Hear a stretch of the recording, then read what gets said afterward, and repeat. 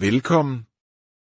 I dag dykker vi ned i et komplekst og ofte smertefuldt emne, som berører flere mennesker, end vi måske er klar over, at leve med og hele fra et forhold til en narcissistisk person. Målet med denne fortælling er at skabe klarhed, tilbyde håb og give konkrete værktøjer til dem, der føler sig fortabt i skyggen af en andens ego. Vi vil udforske, hvad narcissisme egentlig er, hvordan det manifesterer sig i nære relationer, og vigtigst af alt, hvordan man kan genfinde sig selv. For at forstå den dybe, personlige kerne af denne oplevelse, lad os starte med en historie. En historie om en lille pige, der illustrerer den subtile, men knusende effekt, et usundt miljø kan have på et barns sjæl. Forestil dig en lille pige på 8 år i en skole i 1970'erne. Hun er den eneste pige med mørk hud og flætninger i sin klasse, og hun har allerede lært en hård lektie: hold hovedet nede. Bliv ikke set, for hvis du bliver set, kan der opstå problemer. Hjemmefra har hun lært, at det er sikrest at være usynlig. En dag kommer en omrejsende cirkusdrup til skolen. De er fra storbyen, fulde af liv og farver, og de skal lave en forestilling med børnene. De deler roller ud. En dreng skal være cirkusdirektør med rød jakke og høj hat, andre skal være jonglører og elefanter. Til sidst tager de forestillingens kronjuvel frem, en glitrende, lilla satinkjole med paljetter og frynser. Hvem vil have denne på? Spørger de. Alle pigernes hænder ryger i vejret. Mig, lyder det fra alle sider. Og så vælger de hende. Den lille pige med flætningerne. I det øjeblik sker der noget inde i hende. En bølge af glæde og stolthed blander sig med en isnende frygt. Hun ser på kjolen, som er alt, hvad en lille pige kunne drømme om. Men stemmen indeni, den stemme, der har lært hende at overleve, skriger: nej. Vær ikke synlig. Du vil blive ydmyget. Du er ikke værdig. Hun ryster på hovedet og kigger ned i gulvet. Tårerne presser sig på, men frygten er stærkere end sorgen. Hun afviser kjolen og vælger i stedet en ubetydelig rolle, et kostume, der holder hende skjult, en del af showet, men bestemt ikke i rampelyset. Budskabet, hun har internaliseret, er krystalklart: hvis du bliver set, er du i fare. Denne lille pige er et symbol på de utallige sjæle, der har lært at undertrykke deres autentiske selv for at overleve i et narcissistisk miljø. Den lilla kjole repræsenterer alle de muligheder, drømme og chancer, vi afviser, fordi vi er bange for at blive set, bange for at blive kritiseret, bange for at overstråle den narcissistiske person i vores liv. Hvor en narcissist uden tøven ville have grebet kjolen og følt sig fuldt berettiget til den, lærer den, der lever i skyggen, at fornægte sine egne ønsker. Denne historie er vores udgangspunkt. For at hele må vi først forstå, hvad vi er oppe imod. Hvad er narcissisme egentlig? Det er et begreb, der ofte bliver kastet rundt, men det er vigtigt at skelne. Der findes en klinisk diagnose, narcissistisk personlighedsforstyrrelse, som er relativt sjælden. Men der findes et meget bredere spektrum af narcissistiske træk, som anslås at påvirke op mod 10% af befolkningen i en grad, hvor det skaber problemer for deres omgivelser. Det betyder, at i en gruppe på 10 mennesker er der en statistisk sandsynlighed for, at en af dem har nok narcissistiske træk til at være skadelig. Kernen i narcissisme er en fundamental mangel på empati. En manglende evne til at sætte sig i andres sted og anerkende deres følelser som gyldige. Dertil kommer en grandios selvopfattelse, en dyb følelse af at have ret til særbehandling, et umætteligt behov for beundring og opmærksomhed, og en tendens til at være arrogant, kontrollerende og manipulerende. De er ofte overfladiske, optaget af status og udseende, og misundelige på andre. Når man er i et forhold med en sådan person, viser det sig på mange måder. Kommunikation er præget af gaslighting, en manipulationsteknik, hvor de får dig til at tvivle på din egen virkelighedsopfattelse. De tager aldrig ansvar for deres handlinger, det er altid din skyld. Deres humør svinger voldsomt, De kan eksplodere i raseri det ene øjeblik og agere som om intet er hændt 10 minutter senere, hvilket efterlader dig forvirret og usikker. De isolerer dig ofte fra venner og familie, enten direkte eller indirekte, fordi de ønsker at have fuld kontrol. Det er en langsom forgiftning af sjælen. Resultatet er, at den person, der er i forholdet, begynder at føle sig forvirret, angst, deprimeret og magtesløs. Man udvikler en kronisk selvkritik og en følelse af ikke at være god nok. Man grubler konstant over, hvad man har gjort forkert, og hvordan man kan gøre tingene bedre, men intet er nogensinde nok. Din verden bliver mindre og mindre, fordi du hele tiden forsøger at undgå konflikter.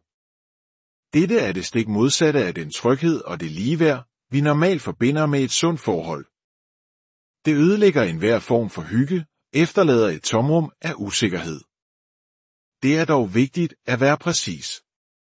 I dagens samfund er der en tendens til at kalde enhver, der opfører sig selvisk eller tankeløst, for en narcissist. Hvis din partner glemmer din fødselsdag eller ikke tømmer opvaskemaskinen, er det ikke nødvendigvis narcissisme. Det er måske bare dårlig opførsel. Forskellen ligger i mønstret og reaktionen. En sund person, der laver en fejl, vil typisk sige undskyld, tage ansvar og forsøge at gøre det bedre. En narcissistisk person vil benægte, give dig skylden eller vende situationen, så de fremstår som offeret. En god tommelfingerregel er, 1 gang er en hændelse, 2 gange er et tilfælde, 3 gange er et mønster. Og når du har et mønster af skadelig adfærd uden anger eller ansvar, har du et problem. Kan man så hele for sårene efter et sådan forhold? Svaret er et rungende ja. Men det er en rejse, ikke en hurtig løsning. For dem, der er vokset op med en narcissistisk forælder, er såret særligt dybt, får man for ikke en ny barndom. Men heling er mulig. Det første skridt, anerkendelse og viden. At kunne sætte ord på oplevelsen er utroligt befriende. Mange, der har været i disse forhold i årtier, siger, at hvis de havde haft den viden, vi har i dag, var de aldrig blevet så længe. Helingsprocessen indebærer flere elementer. Professionel terapi med en terapeut, der forstår traumer og narcissisme, kan være uvurderlig.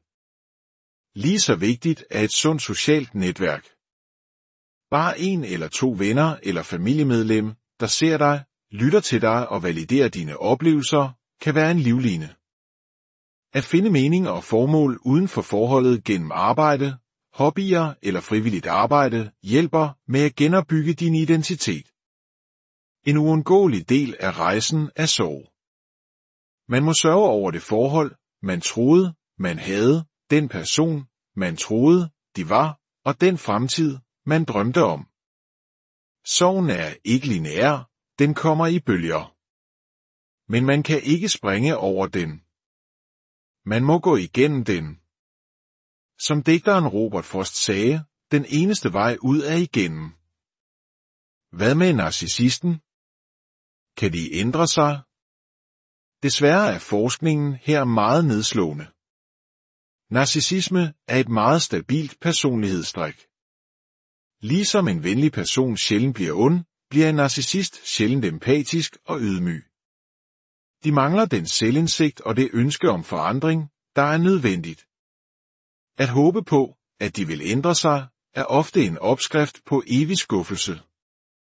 Derfor er et af de mest kraftfulde værktøjer for den, der heler, radikal accept. Radikal accept betyder ikke, at du accepterer eller godkender deres adfærd. Det betyder, at du accepterer virkeligheden, som den er, denne person er, som den er. De vil ikke ændre sig. Det er ikke okay, og det gør ondt, men du kan ikke gøre noget ved det. Når du ikke længere bliver overrasket over deres opførsel, kun skuffet eller forarvet, så ved du, at du er nået langt i din helingsproces. Lad os se på et par praktiske øvelser. Den første er en refleksion. Tag et stykke papir og skriv ned, hvad du var nødt til at gøre for at holde freden og bevare forholdet. Listen vil ofte indeholde ting som, at tie stille, at undertrykke mine følelser, ikke at stille spørgsmål, at gøre mig selv lille, altid at sætte deres behov først. Når du ser listen, vil du indse, hvor meget energi du har brugt på ren overlevelse i stedet for at leve. Det var ikke dovenskab, der holdt dig tilbage i livet, det var et fuldtidsjob at navigere i et usikkert miljø. En anden teknik kaldes forbered og frigør. Hvis du stadig er nødt til at interagere med den narcissistiske person, for eksempel til en familiefest, så forbered dig. Sørg for at være veludhvilet. Hav en plan for, hvornår du tager afsted. Lav en mental narcissisme-bingo, plade med de ting, de typisk gør, kritiserer dit udseende, lyver, skifter skyld. Hver gang de gør en af tingene, sætter du et kryds. Når du har bingo, giver du dig selv en lille belønning, en tur i spa, en god bog, noget du har ønsket dig. Det forvandler smerten til en form for sort humor og giver dig en følelse af handlekraft. Efter interaktionen skal du frigøre dig. Tag dig tid til at lande i dig selv igen. Gå en tur, lyt til musik, tag et varmt bad, ring til en ven. Giv dig selv den omsorg, du ikke fik i situationen. Afslutningsvis er det vigtigt at huske, at healing ikke betyder, at du bliver en uovervindelig superhelt uden ar. Der vil altid være en lille del af dig, der husker frygten, den lille pige, der var bange for den lille kjole. Men den del behøver ikke længere at styre dit liv. Du lærer at holde den i hånden og sige, jeg ved, du er bange, men nu er det mig, den voksne, der bestemmer. Og vi tager kjolen på. Din rejse handler om at genfinde og give plads til dit autentiske selv. Det handler om at turde prøve nye ting, selvom du fejler, væk fra den kritiske stemme. At overleve et narcissistisk forhold gør dig ikke svag, det gør dig til en af de mest interessante personer i rummet. Du har gennemgået en ilddåb og er kommet ud på den anden side. Og husk, tilgivelse er valgfri. Det er ikke en forudsætning for healing. Din healing er din egen, og den sker på dine betingelser. Lev dit liv, find din glæde, og bær din lille